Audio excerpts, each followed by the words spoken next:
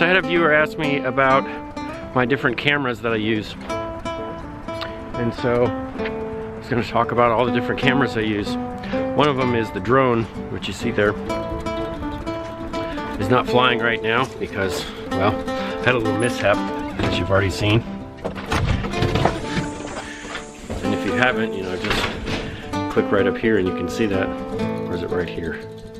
I never can remember.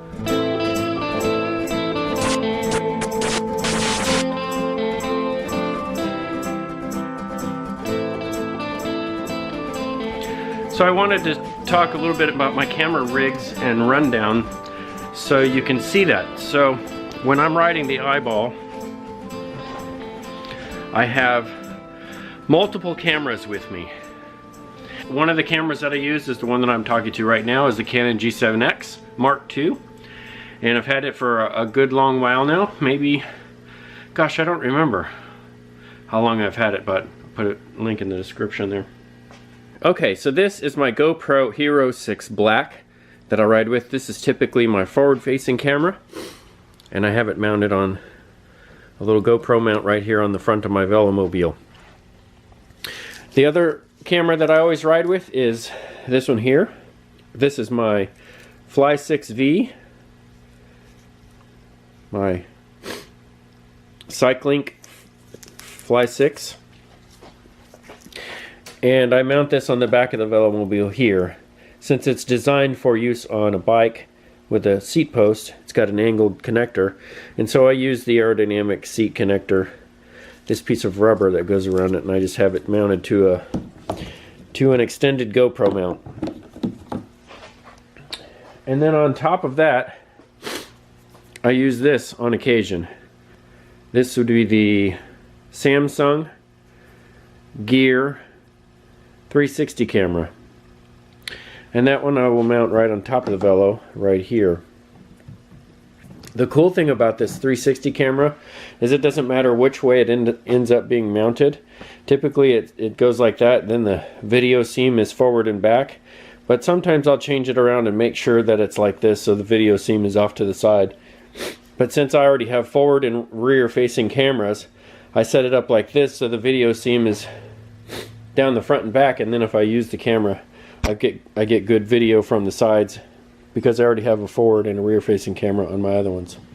So that's my camera setup. That's what I use. A lot of my videos are filmed using this one that I'm currently using, my G7X. I love this little camera. There's been plenty of reviews on it out there. I finally took a recommendation from Matt Gallett from the Gio Nation and upgraded to a G7X Mark II.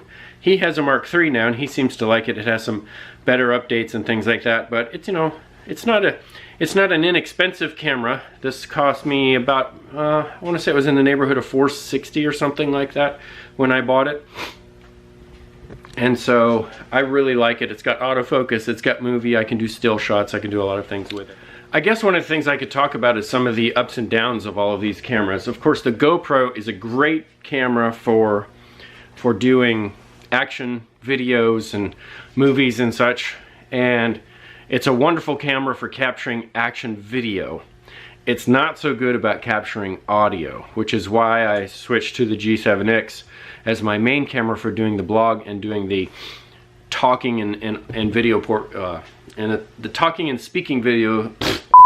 The talking portions of my video are primarily filmed on my G7X because it's got a much better microphone for the main part.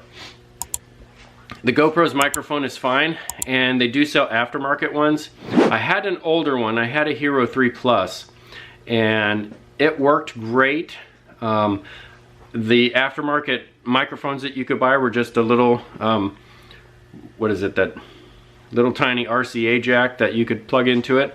When they went to the Hero 6, 7, and 8, GoPro thought it would be a brilliant idea to make the microphone connectors proprietary, and so you've got to buy this little box that you can connect an exterior mic to. And the problem is it makes the GoPro almost twice the size with this little box and connector, and so it's just a hassle, so I just didn't go with it. So I used the G7X. My 360 camera,